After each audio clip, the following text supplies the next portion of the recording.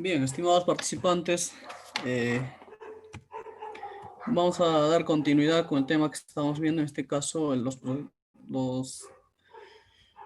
las actividades que vinculan al proceso de contratación, ¿no? En respecto a referido a la prestación de servicios y obras. Eh,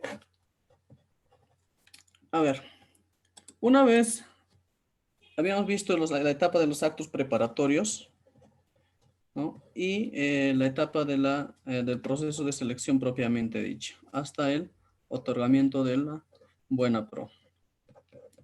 Culminada esta etapa, luego de haberse interpuesto, si es que corresponda, recursos de apelación, ¿no? Y habiendo quedado consentido y administrativamente firme el proceso de selección, ¿no? Entramos en una etapa que viene a ser la etapa de la ejecución contractual, que inicia con la suscripción del contrato. Entonces,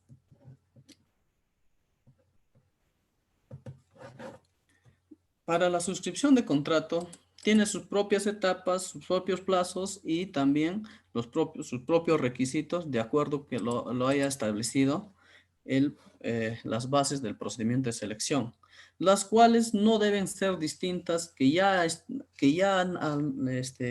organismo supervisor de las contrataciones del Estado, en este caso la OCE, lo ha establecido, ¿no? Entonces, lo que se debe dar en esta etapa solamente es dar el cumplimiento a lo que ha establecido las bases.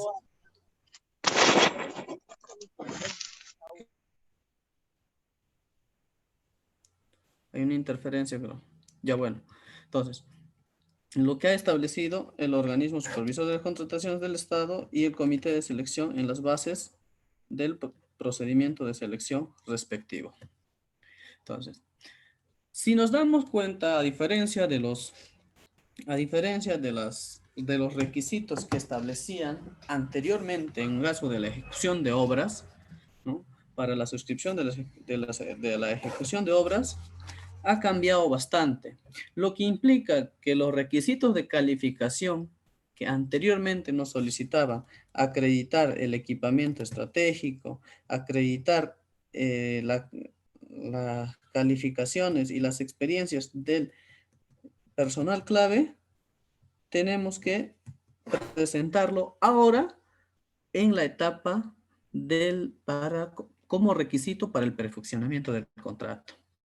Entonces, si las bases señalaban que el jefe de proyecto o el residente de obras tenga 2, 3 años de experiencia, tenemos que acreditarlo en esta etapa del perfeccionamiento del contrato. Asimismo, tenemos que acreditar los requisitos que están referidos al, eh, a la capacidad técnica o el equipamiento estratégico, ¿ya? ¿Quién es el encargado de revisar esto o de calificarlas? En todo caso, si se cumple o no lo establecido por las bases estandarizadas o por las bases del proceso de selección, viene a ser el órgano encargado de las contrataciones. En este caso, la oficina de abastecimiento o logística, de acuerdo a la organización que se tenga dentro de cada entidad. Bien, entonces, una vez consentida y registrada el consentimiento en la plataforma del CAC, ¿no? Del CAC, el postor ganador cuenta con 8 días hábiles. 8 días hábiles para la presentación de sus documentos, ¿no? De los requisitos para perfeccionar el contrato. Dentro de ello debería estar la garantía, ¿no? la carta fianza, los requisitos de calificación, en este caso que tenemos que demostrar el equipamiento estratégico, las calificaciones del personal clave, para la ejecución de obras todavía hay que presentar el calendario valorizado, entre otras, ¿no? El cronograma de ejecución, entre otras que nos piden. Entonces, para disponer de todos esos documentos, nos da un plazo de 8 días hábiles para presentarlo ante la entidad. Entonces, una vez presentado todos los documentos, entonces, la entidad tiene 2 días hábiles siguientes para perfeccionar y suscribir el contrato, ¿no? Entonces, a más tardar en el segundo día hábil de haber presentado los documentos para la suscripción de contrato, el postor debería acercarse a la entidad a firmar el contrato. No es necesario que estén notificando lo que se estén llamando, a más tardar el segundo día, ¿no? Entonces, el segundo día hábil se debe estar suscribiendo el contrato. Ahora, ¿qué es lo que pasa si dentro de los 8 días hábiles eh, no presentaste o presentaste los documentos para suscribir el contrato, pero de manera incompleta, ¿no? Ahora, hay casos donde algunos postores se dificultan en conseguir los documentos, sobre todo cuando se trata de conseguir carta fianza, porque a veces el trámite es un poquito más engorroso cuando se tratan de nuevos, nuevos proveedores o nuevos postores. Entonces, ¿qué es lo que hacen? A veces les toma más de los 8 días, pero ¿qué es lo que se debe hacer en este caso? Se sugiere que en el último día hábil, en el día 8, se presenten los documentos tal como lo tengas, aunque sea de manera incompleta. Entonces, ¿qué es lo que va a hacer la entidad? La entidad lo que va a hacer es revisar los documentos y notificarte señalando los documentos que has presentado de manera incompleta y que tienes que regularizar. Entonces, te da 4 días hábiles siguientes para hacer la subsanación de esos documentos. Es perfectamente normativa y perfectamente legal. Entonces, con eso se tendría 4 días hábiles siguientes. Una vez subsanada, al día siguiente, automáticamente se tiene que suscribir el contrato. Entonces, una opción para ganar un determinado tiempo si en caso no tuviéramos o no la posibilidad de encontrar, de tener todos los documentos, ¿no? En la fecha establecida. Bien.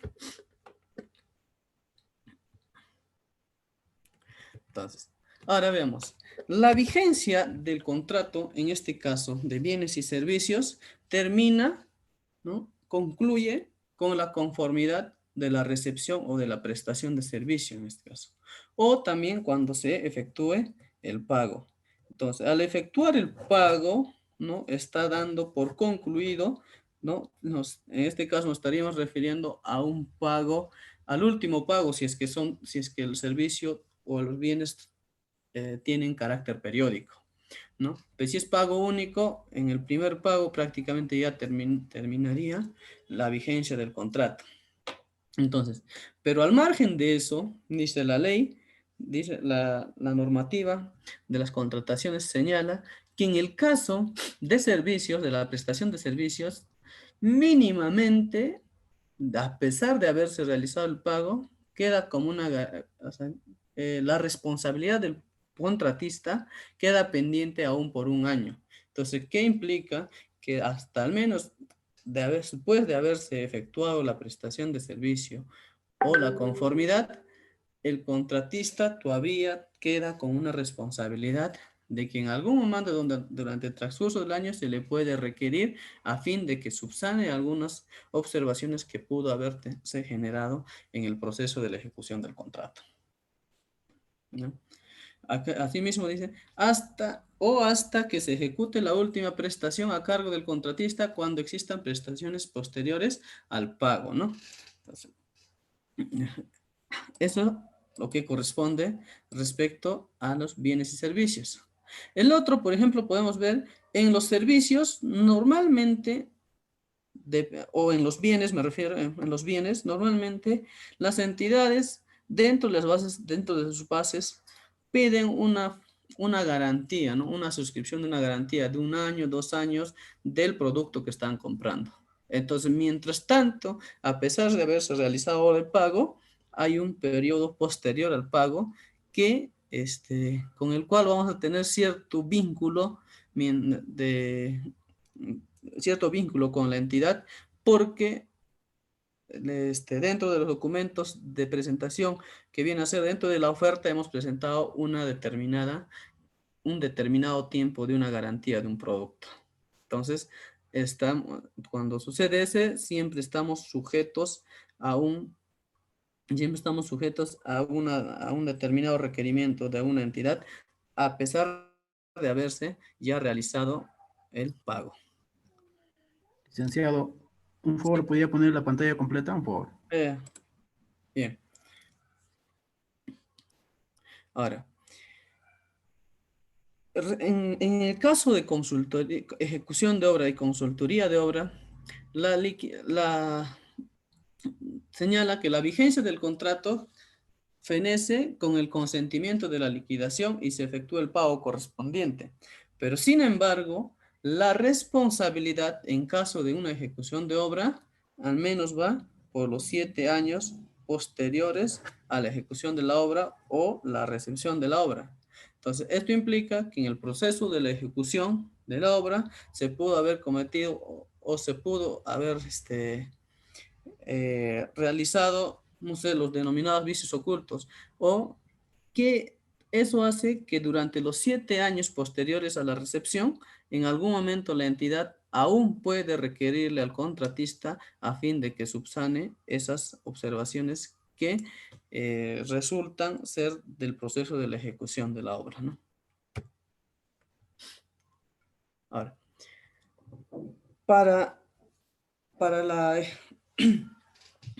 para la ejecución de las obras, en este caso, para la ejecución de las obras o la ejecución de la prestación del servicio, se asume ciertos niveles de responsabilidades. Por ejemplo, hay responsabilidades que tiene que asumir la entidad en darle cumplimiento para entregarle en las condiciones establecidas al contratista a fin de que inicie el proceso de ejecución de una obra.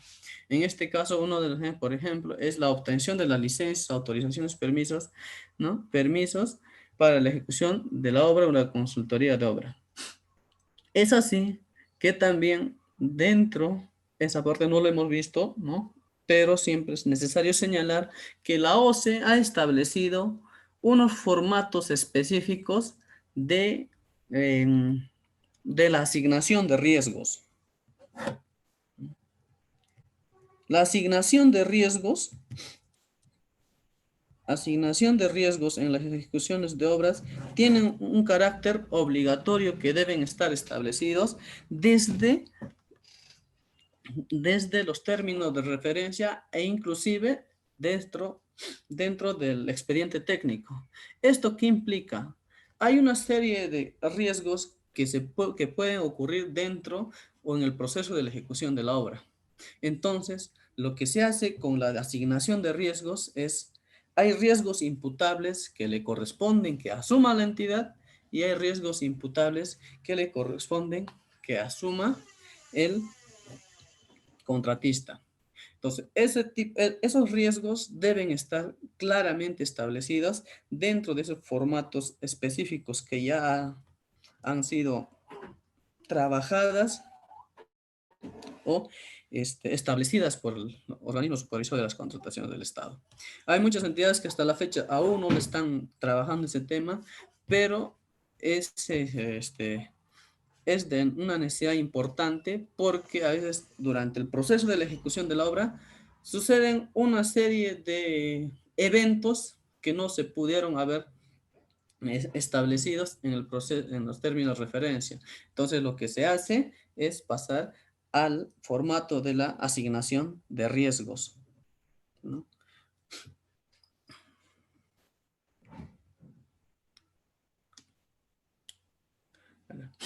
Respecto a la garantía de fiel cumplimiento que se establece para la suscripción del contrato.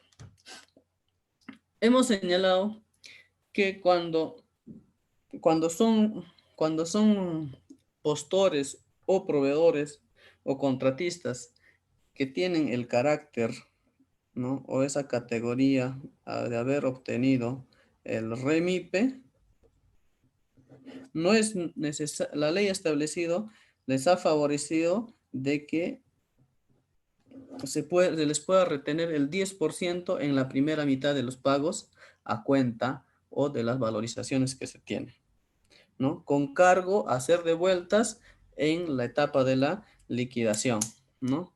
Entonces, ¿qué es lo que sucede? Pero para acceder a este beneficio, el proceso de selección debió haberse llevado primero como una adjudicación simplificada. O sea, un proceso de selección menor a 1.800.000. Segundo, que tenga al menos 2 pagos periódicos. Y tercera condición, que el plazo de la ejecución sea mayor a 60 días. Entonces, con el cumplimiento de estas 3 condiciones dan a que el contratista que tenga condición de remipe no presente carta fianza, sino se le retenga en la primera mitad de los pagos a cuenta que tiene ante la entidad.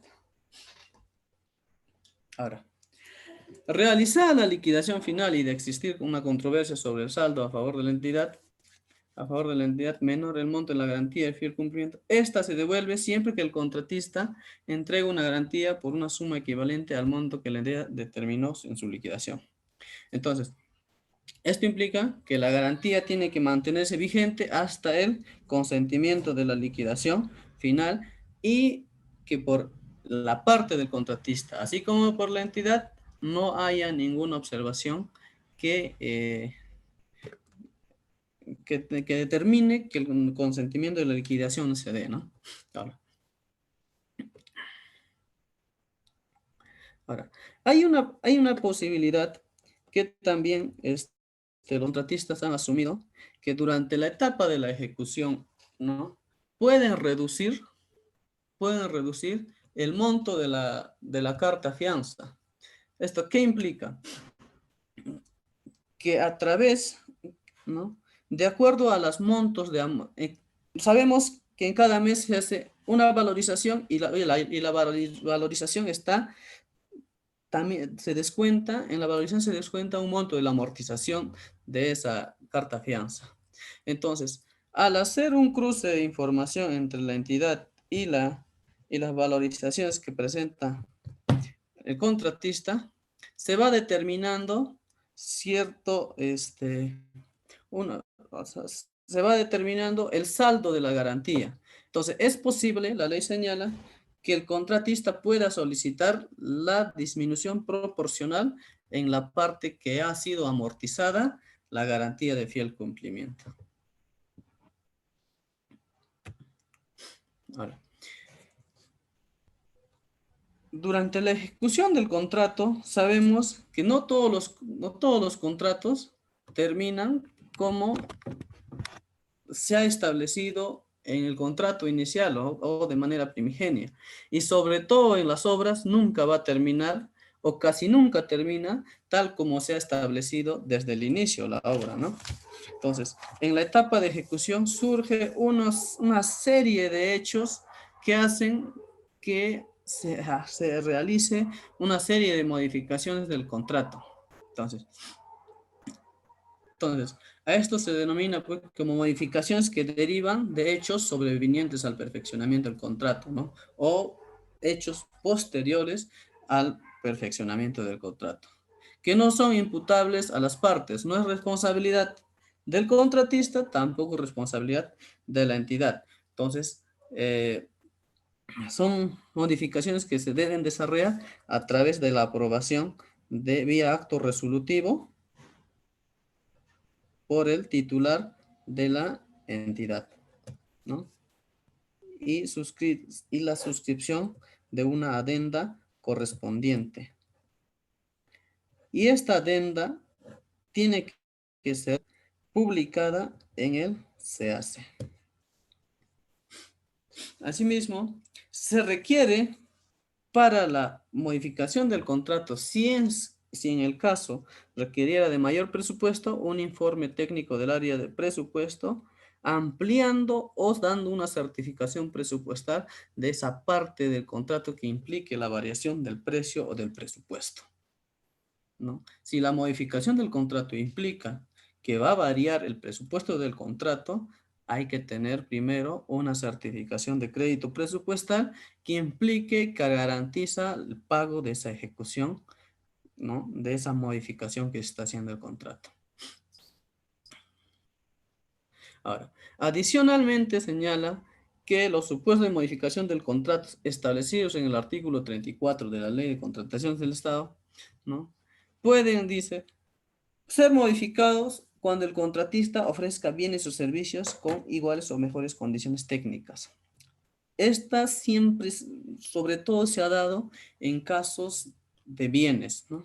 Es aplicable más en los casos de bienes, porque muchas veces una empresa contratista que ha obtenido la buena pro y se ha suscrito contratos de un bien, ¿no? Para proveer un bien, lo que hace es que muchas veces que no hay en el mercado, ¿no? Necesita de importación, pero el contratista puede encontrar un bien que supere o que mejore las condiciones técnicas que ha requerido la entidad.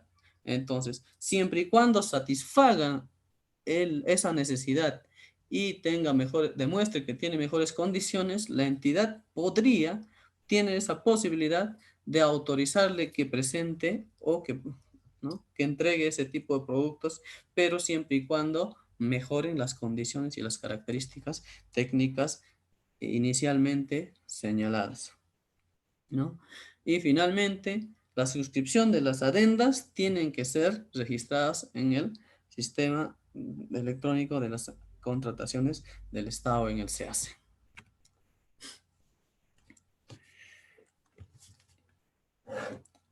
En la etapa de la ejecución contractual, estamos inmersos en una serie de penalidades que hayan sido establecidas. Uno, por reglamento de la ley de contrataciones. Y dos, por lo que haya señalado los términos de referencia o las especificaciones técnicas en caso se refiere en la compra de bienes.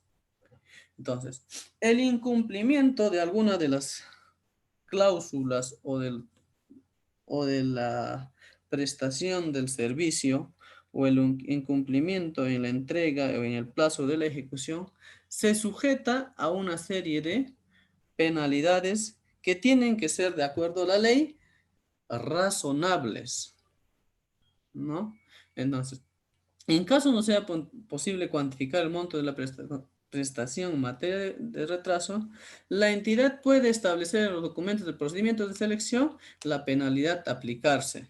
Entonces, las penalidades no pueden tener un carácter subjetivo. Tienen que estar establecidas, debidamente establecidas en el contrato. Tampoco las penalidades puedan prestarse a un criterio interpretativo, ¿no? No deben estar expresamente establecidas en el contrato o en todo caso en los términos de referencia. Ahora, se dispone o se puede solicitar que el retraso se justifica a través de solicitud de ampliación de plazo debidamente aprobadas. Puede ser que el retraso en la entrega de un bien o en la prestación de un servicio acarree en un retraso en la entrega, en el tiempo que se ha establecido en el contrato. Pero de acuerdo a la solicitud que realice el contratista demostrando, ¿no?, que son hechos sobrevinientes y de fuerza mayor que no son responsabilidad de la entidad ni del contratista, se puede suscribir una adenda en el cual sea este, se proceda con la ampliación de plazo, ¿no? Y efectivamente ya no acarrearía en penalidad por mora, ¿no?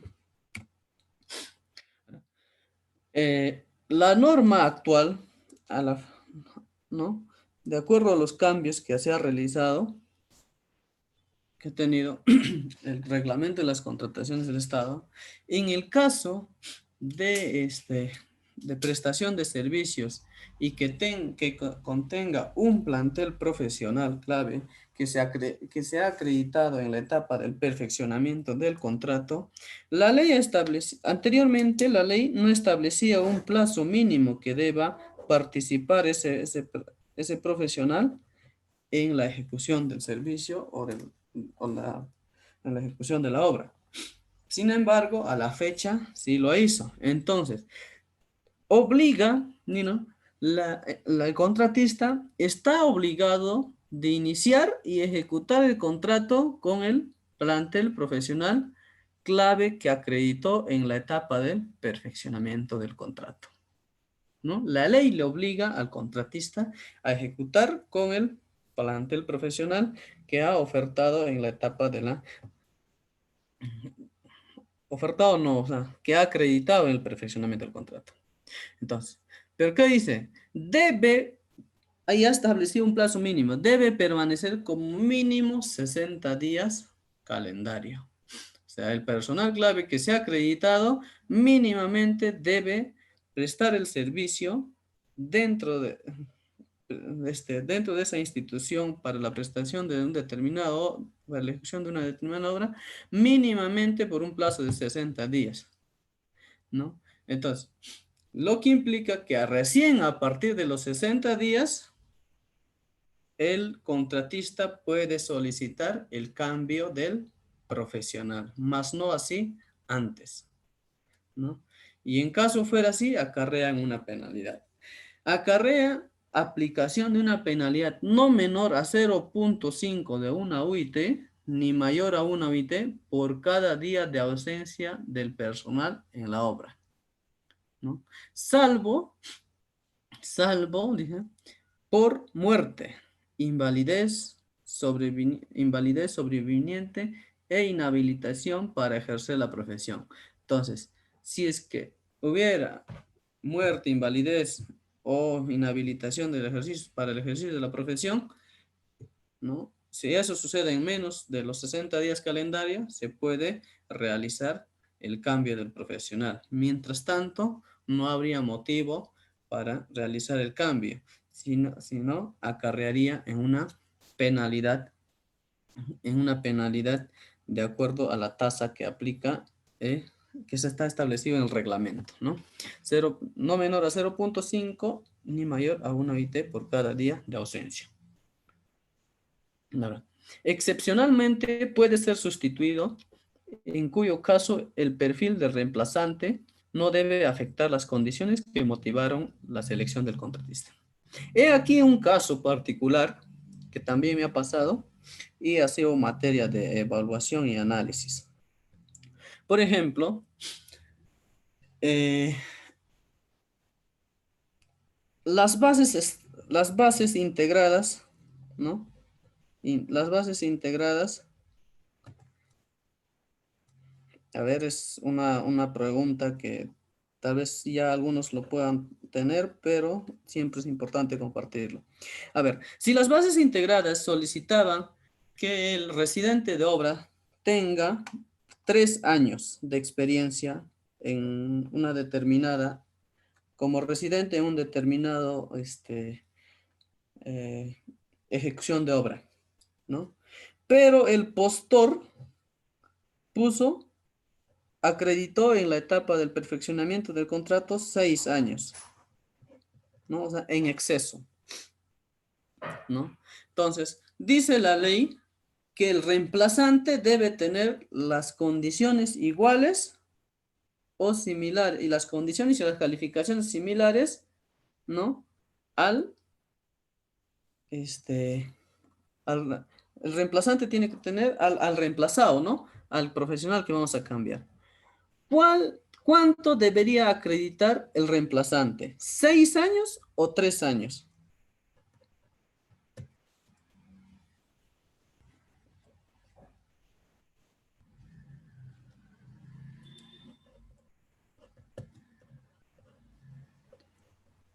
¿Alguien por ahí que desea participar?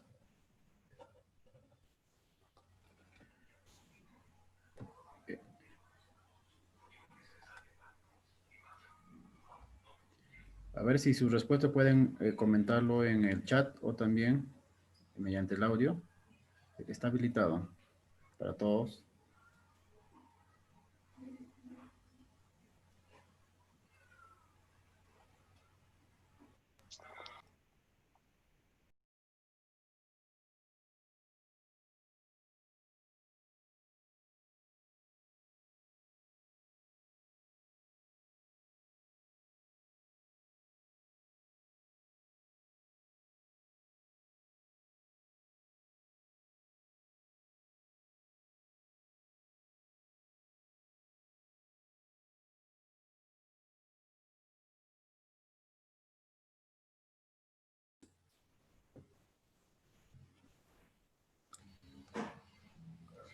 Hola, Bueno, ¿sí? ¿Alguien?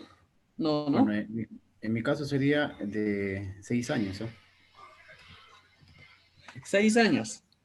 Claro, Lo que ha acreditado para la etapa del perfeccionamiento del contrato. claro, correcto. Ya. Bien, esto ha sido materia de consulta ante la Dirección Técnica Normativa de la OCE, ¿ya? Entonces, lo que ha establecido en una opinión de la OCE es que lo que determina que el profesional reemplazante debe de tener las condiciones que ha establecido las bases integradas, ¿no? Entonces, en este caso, vendría a ser que el profesional reemplazante debe recoger los 3 años este, para reemplazar al profesional que estaba, ¿no? Y no lo que ha acreditado, porque muchas veces acreditan en exceso, ¿no? Entonces, lo que se debe cumplir son lo que ha establecido los términos de referencia o las bases integradas. Específicamente, la opinión de la Dirección Técnica Normativa, les voy a pasar un material para que también lo puedan leer, ¿no? Es un tema interesante que trata más o menos en unas 10 páginas de la opinión OCE de la Dirección Técnica Normativa.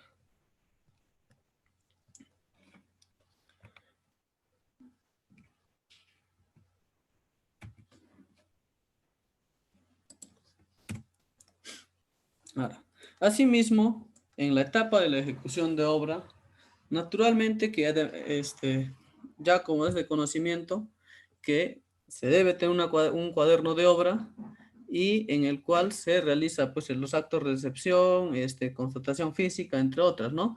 Y a la fecha lo que se está implementando en algunos sectores de manera progresiva están siendo los cuadernos de obra digitales, ¿no? Que probablemente dentro de un tiempo ya sea implementado en la mayoría de los sectores de manera progresiva. Entonces, eh, será también materia de que podamos adecuarnos a estos nuevos espacios porque eh, la práctica común es que muchas veces se deja por un determinado tiempo el llenado del cuaderno de obra y no estamos al día, ¿no? Entonces, cuando ya es una cuaderno de obra digital, lo que va a establecer es un plazo mínimo de retraso que pueda tener un cuaderno de obra, ¿no? Entonces, hay que estar preparados para ese tema. Ahora, dentro de la modificación de los contratos, tenemos un procedimiento de ampliación de plazo en cuanto se refiere en obras por contrato. Entonces, si es que se ha determinado o se va a solicitar una ampliación de plazo en una obra, lo que señala o el procedimiento correcto vendría a ser que el residente de obra debe anotar el inicio y el fin del hecho que genera la ampliación de plazo. O sea, la motivación, ¿no?, que está generando o que se suscite esta ampliación o solicitud de plazo o el inicio o el final de la causal de los mayores metrados en contratos a precios unitarios. O sea, si es que el proceso de selección ha sido convocado y la firma de contrato ha sido a precios unitarios, el residente debe anotar en su cuaderno de obra el inicio y el final de la causal de los mayores metrados a ejecutarse, ¿no? Entonces, dentro de los 15 días posteriores, ¿no? Siguientes, y, ¿no? En esta etapa se puede contar en días hábiles, de concluir la circunstancia invocada, solicita la ampliación de plazo con copia a la entidad. O sea, el residente solicita al contratista con copia a la entidad. La entidad, una vez vista la solicitud de ampliación de plazo, tiene una fecha límite para resolver y notificar la ampliación de plazo, ¿no? La entidad resuelve y notifica su decisión en un plazo de 15 días hábiles, desde el día siguiente de recibido el informe o vencido el plazo para emitirlo, ¿no? Siempre y cuando, ¿no? Con el visto bueno del supervisor, ¿no? Del supervisor, ¿no? Siempre teniendo la opinión favorable o negativa ante esta solicitud. Lo que implica que también podemos ver que en esta etapa funciona el procedimiento administrativo o el silencio administrativo positivo, ¿no?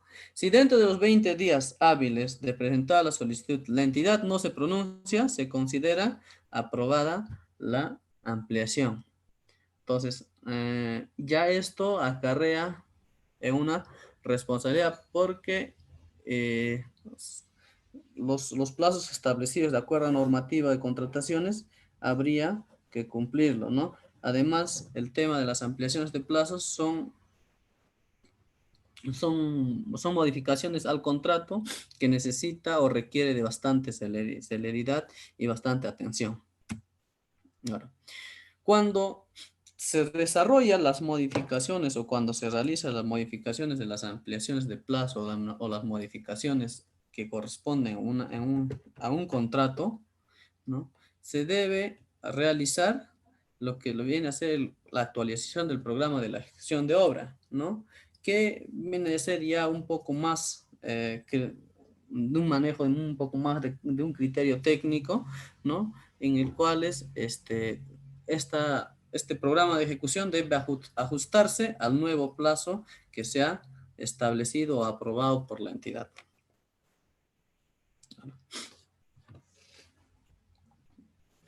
Para la prestación, ¿no? En caso de las modificaciones en las ejecuciones de obra, ¿no? Para las prestaciones adicionales de obra, lo que contempla la ley es que debe generar o se debe realizar un expediente técnico del adicional de obra. ¿Y quién es el responsable de elaborar? El contratista, para ser presentado ante la entidad y la entidad quien aprueba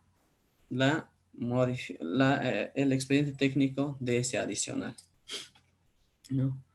Ahora, de existir, dice, partidas cuyos precios unitarios no estén previstos en el presupuesto, el acuerdo de precios se realiza entre el residente y el supervisor o el inspector y es remitido a la entidad para su aprobación como parte del presupuesto adicional. Entonces, lo que implica que si existiera esta prestación adicional, porque podemos ver prestaciones adicionales con carácter con deductivo vinculante, ¿no? En esos casos no puede acarrear mayor presupuesto, pero hay casos donde la prestación adicional requiere de inyectar un nuevo presupuesto, ¿no? Un presupuesto adicional. En este caso, tiene que pasar obligatoriamente por la oficina de presupuesto para darle viabilidad, ¿no? Y garantizar el pago por la prestación de de este, mm, de esta ejecución de obra que viene a ser de la ejecución de este expediente técnico adicional, ¿no? Y la opinión, ¿no? Dice, la aprobación debe contar con un informe de viabilidad presupuestal, o sea, se debe contar con una opinión presupuestal y la opinión favorable sobre la solución técnica propuesta en el expediente técnico presentado por el contratista.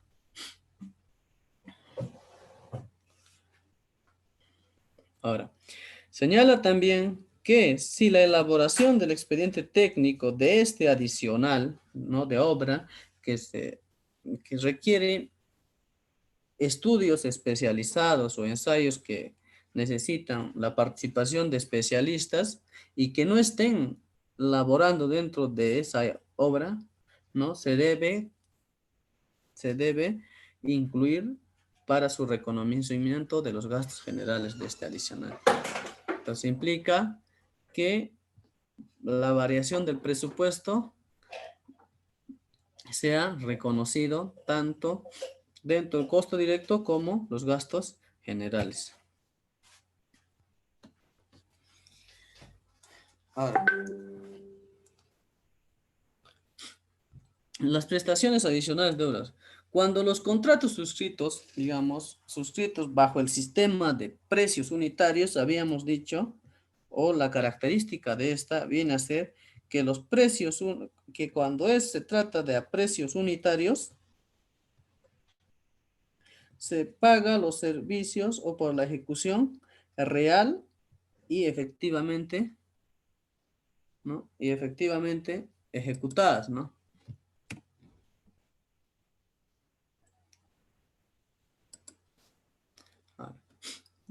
Entonces, cuando se trata de prestaciones adicionales en este tipo de sistema de precios unitarios, ¿no? En este tipo de contratos se requiere ejecutar mayores metrados.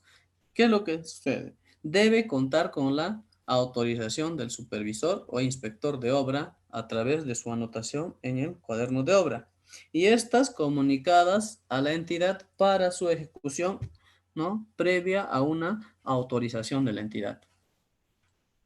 Ahora, el contratista, mediante anotación en cuaderno de obra, solicita la ejecución de mayores metrados. El supervisor autoriza su ejecución siempre que no supere el 15% del monto del contrato original. ¿Qué implica esto? Que tenemos un tope para que sea autorizado solo por el supervisor de la entidad.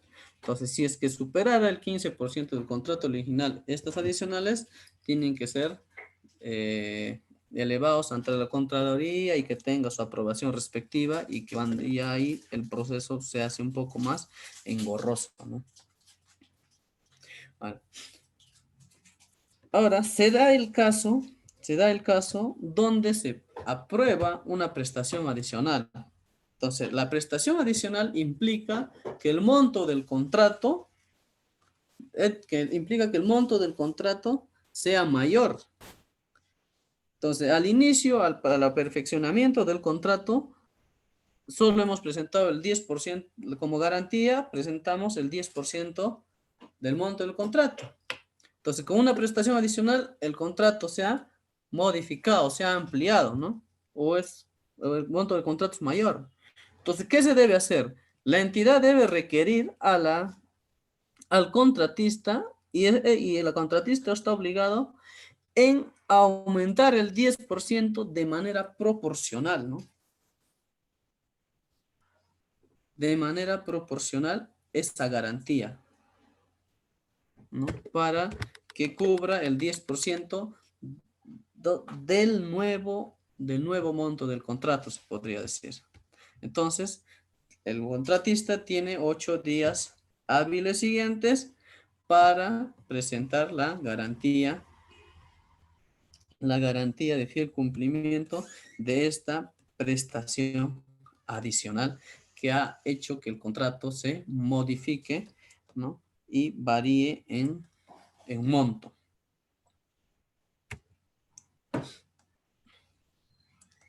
Ahora, cuando la resolución sea por causa atribuible a la entidad, ¿no? También en la etapa de la ejecución del contrato, hay una serie de factores que puedan incidir en la resolución, ¿no? De un contrato. Se ha establecido causas, la ley ha establecido causas y motivaciones para resolver un contrato, ¿no? Uno de ellos, el incumplimiento injustificado de alguna de las prestaciones del contrato. Otro, acumular hasta el 10% de la penalidad, entre otros aspectos que ha establecido la norma o también que pueden estar dentro de los términos de referencia. Entonces, cuando en la resolución del contrato no sea por una causa atribuible a la entidad, ¿no? Si en este caso el contratista resuelve por una causa que por la entidad, porque la entidad no haya cumplido en una de sus obligaciones, la entidad reconoce al contratista en la etapa de la liquidación final el 50% de la utilidad prevista, ¿no? En la prevista de la obra, en el expediente de la obra. Entonces, calculada sobre el saldo de la obra que se deja de ejecutar. Entonces, esto implica que una vez resuelto el contrato, hay una etapa, un saldo de obra, ¿no? Y dentro de ese saldo hay una utilidad prevista. Entonces, si es por una causa atribuible a la entidad, o en todo caso podríamos decir que si el contratista resolvió a la entidad el contrato por culpa de la entidad tiene que resarcirle económicamente con el 50%, ¿no? Con el 50% de la utilidad que prevista del saldo de la obra. En caso no se haya iniciado la ejecución de la obra, no resulta aplicable la disposición señalada en el párrafo anterior, debiendo la entidad reconocer daños y perjuicios que efectivamente se hayan irrogado hasta llegar hasta esa etapa del contratista, ¿no? Ahora,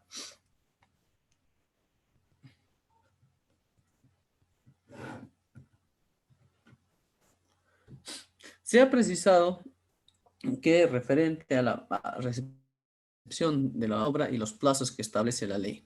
Se ha precisado que en un plazo no mayor a 5 días posteriores a la anotación de la culminación de la obra, el inspector o supervisor, ¿no? Debe corroborar el fiel cumplimiento de lo establecido en los planos, ¿no? Pues ya viene a ser un criterio técnico de darle el cumplimiento, de que debe dar el cumplimiento el supervisor, ¿no? Dentro del marco de sus responsabilidades, las especificaciones técnicas y calidad, de encontrarlo conforme en el cuaderno de obra, anota tal ocurrencia en el cuaderno de obra y emite el certificado de conformidad técnica. Entonces, el supervisor, una vez concluido la obra dentro de los 5 días posteriores, emite el certificado de conformidad técnica. Entonces, ¿para qué? Ya para que se inicien los procedimientos ante la entidad. De no constatar la culminación de la obra anotada en el cuaderno de obra, dicha circunstancia, ¿no? De no constatar la culminación de la obra, anota en el cuaderno de obra dicha circunstancia y comunica a la entidad, ¿no? Para su pronunciamiento. Ahora, para el inicio del acto de recepción de la obra, el residente de obra entrega al comité de recepción el cuaderno de obra, el cual es devuelto a la finalización del acto al residente con la anotación pertinente del supervisor de ser el caso, ¿no? Se ha precisado, además, que si el comité de recepción de obra, como consecuencia de verificar el funcionamiento u operatividad de la infraestructura culminada, ¿no? Y las instalaciones y equipos advierte que la obra se encuentra culminada, dispone al inspector o supervisor anote en el cuaderno de obra tal hecho, a efectos de que el contratista culmine la obra, aplicándole por retraso y respecto al supervisor se le aplica una penalidad no mayor a 1% ni mayor a 5 del monto del contrato de supervisión. Entonces, lo que implica que en la etapa de la recepción de la obra se puede advertir ciertos incumplimientos en el contrato. Entonces, ciertos incumplimientos del contrato y esta ya acarrea en una penalidad, porque si es que no está conforme la ejecución de la obra, ya estaría terminándose fuera de plazo. Entonces, se le aplicaría una penalidad por mora, ¿no? Al contratista y al supervisor por también lo que establece el 1% ni mayor al 5% del contrato de la supervisión.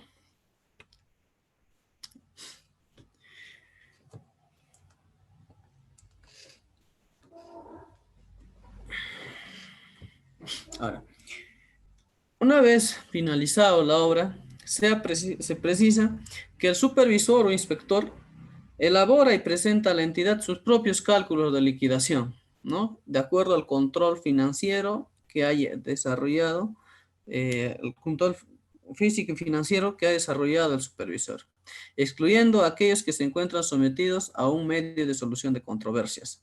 Más, ¿a cuál se refiere? Puede ser en la etapa de arbitraje o conciliación.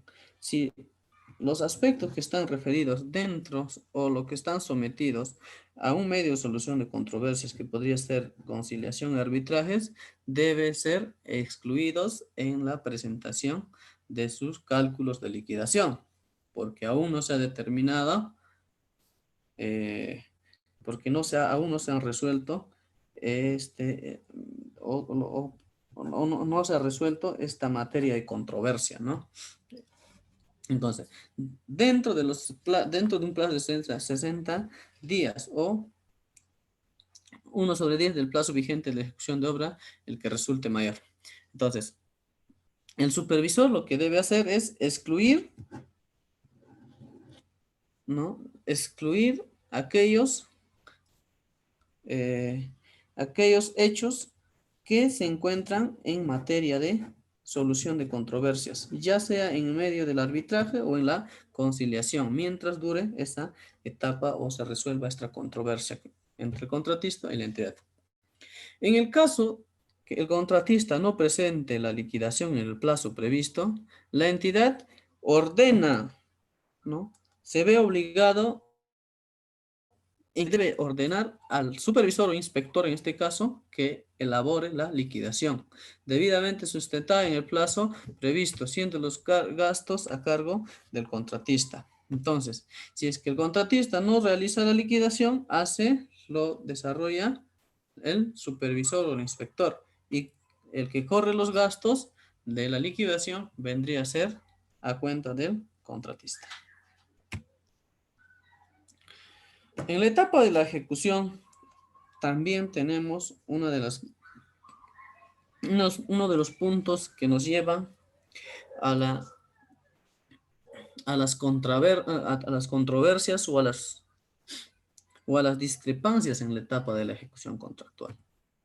Es así que en el proceso de la ejecución o en el proceso ¿no? del perfeccionamiento del contrato, ¿no?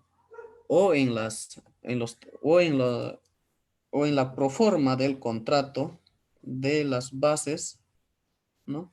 Se debe establecer el tipo de arbitraje que se debe desarrollar, ¿no? Puede ser arbitraje ad hoc o puede ser también el arbitraje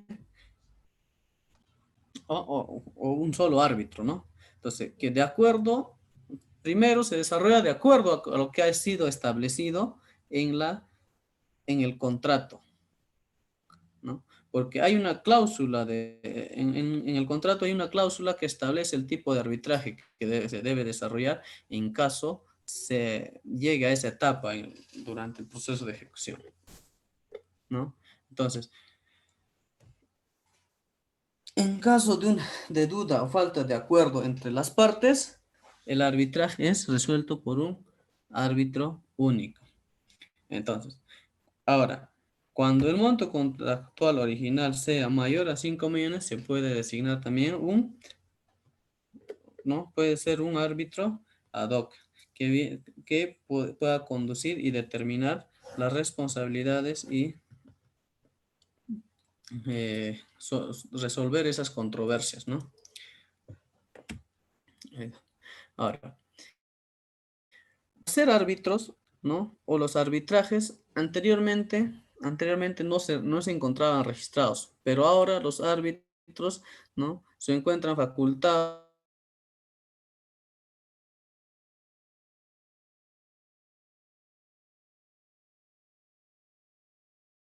para que lleven el régimen arbitral o se hagan responsable del arbitraje de determinadas controversias que resultan, ¿no? Pero estos árbitros están ya ahora registrados Registro Nacional de Árbitros que lo administra el organismo supervisor de las contrataciones del Estado.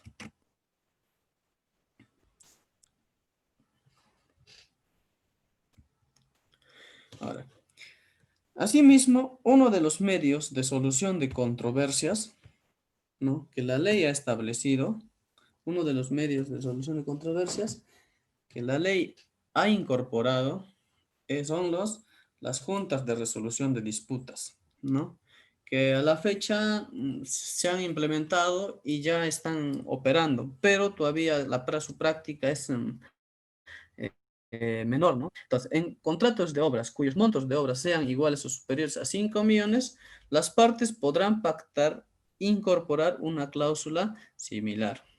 Se ha previsto que la ley obligatoriamente, ¿no?, ha previsto la obligación de incluir en el contrato una cláusula que establezca la obligación de recurrir a una junta de resolución de disputas cuando se trate de obras cuyos montos sean iguales o superiores a 20 millones. Entonces, obligatoriamente la entidad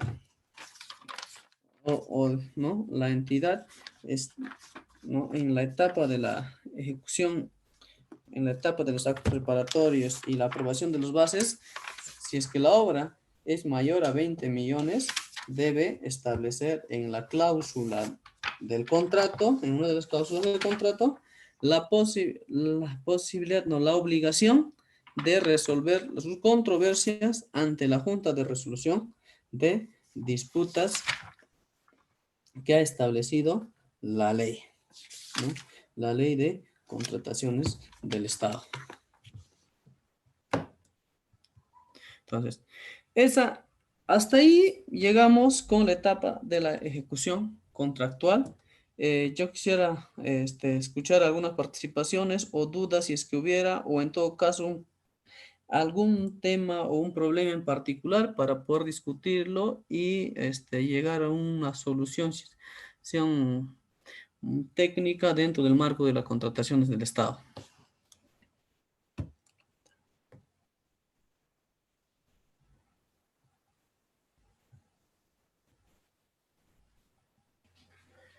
A ver, voy a compartir algunas preguntas.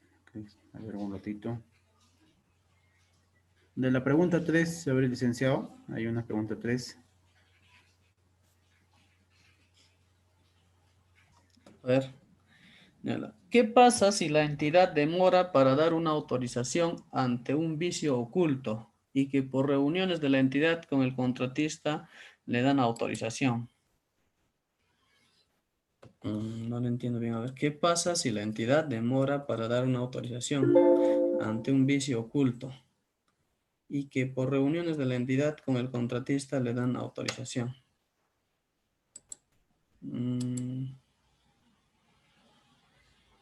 Bueno, lo que establece la norma o lo que se debería darle prioridad a lo que, bueno, voy a tratar de interpretar lo que está, la pregunta que hace, es que de por medio tiene que haber la formalidad, ¿no? Mientras no se haya escrito, no se haya eh, autorizado a través de vía acto resolutivo, a través de una carta o una notificación formal al contratista, no debería ejecutarse una adicional no debería ejecutarse una adicional, ¿no?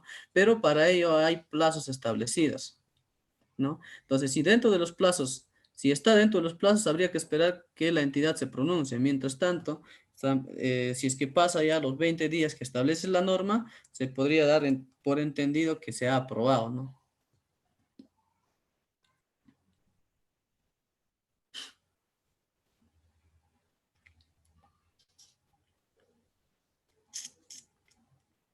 A ver, opinión de los procesos del decreto de urgencia 070, ya que varían los plazos y los procedimientos.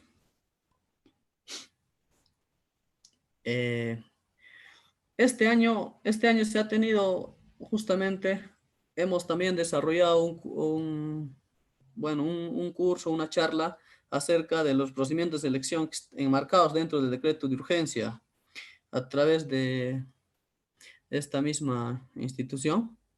Entonces, A ver, lo que ha sucedido a los comentarios o a las personas que están inmersos en la ejecución de este proceso de selección que han sido ganadores, ha, resulta, ha resultado aparecer una serie de eventos que están haciendo que que estos servicios de mantenimiento vial a la fecha estén siendo paralizados a falta de ¿no?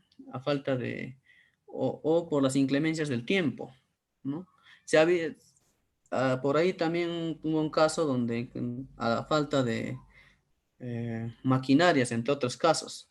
Entonces, la resolución, lo que ha establecido el decreto de urgencia, es que al margen de lo que prioritariamente deberíamos referirnos para solucionar nuestras diferencias, debería ser los términos de referencia y las bases estándar que se ha aplicado para este decreto de urgencia. Si en caso ya no se pudiera solucionar dentro de esos parámetros, se recurre automáticamente todo lo no previsto, dice la ley, o el decreto de urgencia, todo lo no previsto en los términos de referencia y en el decreto de urgencia 070 deben resolverse de acuerdo a lo que establece la ley de contrataciones, ¿no? Entonces, si es que hay algún vacío que no da solución o que no nos vislumbra claro el decreto de urgencia, hay que recurrir a la ley de contrataciones para resolver esas diferencias que podemos tener, ¿no? Ahora, es verdad que cuando el monto adjudicado sea igual o menor a 100.000 soles, no corresponde presentar garantía de fiel cumplimiento. A ver, la ley ha establecido que la garantía de fiel cumplimiento se presenta a partir de contratos mayores a 100.000 soles, ¿no? No, iguales o mayores a 100.000 soles. Entonces, si es que tu contrato adjudicado es menor a 100.000, no corresponde la presentación de una garantía de fiel cumplimiento, ¿no? Pero si tu contrato, eventualmente tienes un contrato mayor a 100.000 soles, si es que puedes acogerte al beneficio que otorga la condición de ser remipe, ¿no? La condición de ser remipe. Si eres consorcio, ambos consorciantes tienen que tener esa condición de ser remipe.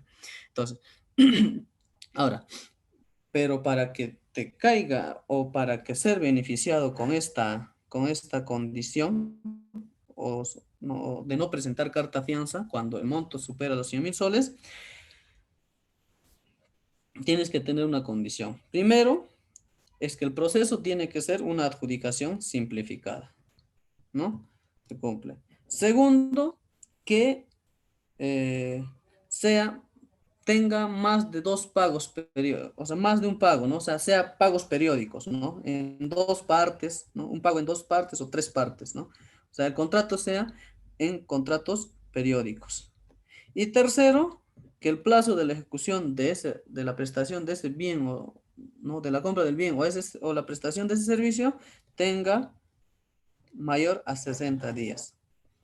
¿No? Entonces, cumplidas estas tres condiciones, te puedes acoger al beneficio que da la ley de contrataciones del Estado para las micro y pequeñas empresas. Se presenta una carta en la cual autorizas, señalas la condición de tener remipe y, eh, y solicitas que en la primera mitad de los pagos a cuenta te retengan hasta el 10% del monto del contrato, ¿no? Y una vez finalizado el contrato, con cargo a hacer devueltas, ¿no? Que a la finalización del contrato o cuando se obtenga ya la conformidad final.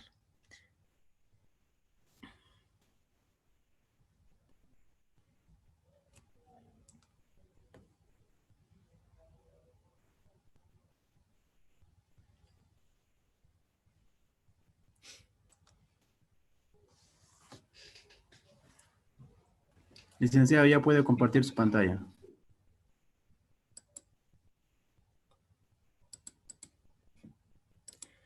Ya. Entonces, esas son las preguntas que se ha establecido, ingeniero. A ver, ¿qué dice? A la pregunta que había desarrollado, por acá dice, serían 3 años, ¿no? Debe tener la experiencia mínima del ingeniero de ser, que debe ser reemplazado. Bueno, ya habíamos desarrollado eso.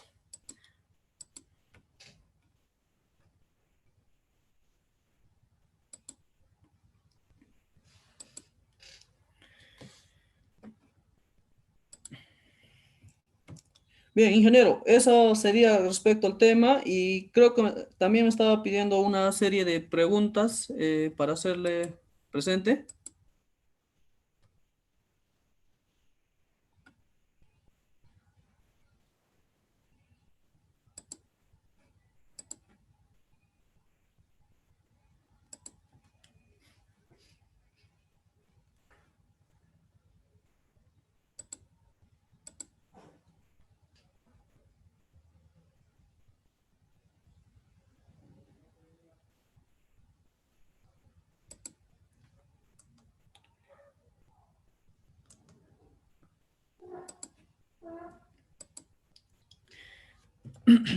Ingeniero,